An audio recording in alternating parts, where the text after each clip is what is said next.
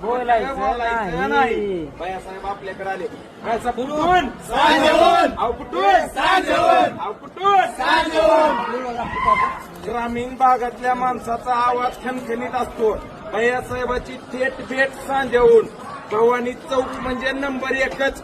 आता इकडे बायासाहेब आपल्याकडे आले. बायासाहेबांना आपल्यापाशी गंभीर